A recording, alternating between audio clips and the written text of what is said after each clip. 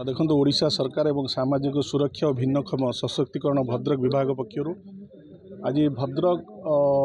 जिलार Chandbali block Basudev block Tihidi block एवं Bhadrak block पाखापाखि 17 जन को आज 17टी ई रिक्शा प्रदान करागला। या पूर्वर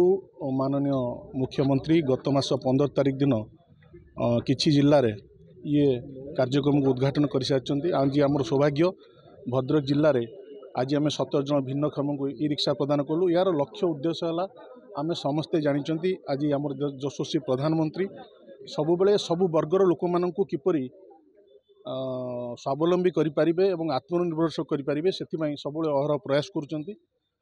भिन्नक्षम माने केबे न भावतु आम समाज रे मुख्य स्रोत रे सामिल हो पारुना से का उपरे बोझ न हो रुहतु से निजर परिवार और निजर भरण पोषण निजे करने आज योजना शुभारंभ है और आशा करुच्ची जो 17 जन को आज आम ई रिक्शा प्रदान कलु आगामी दिन में निश्चिंत एम समस्ते समाज पर एक उदाहरण बनवे।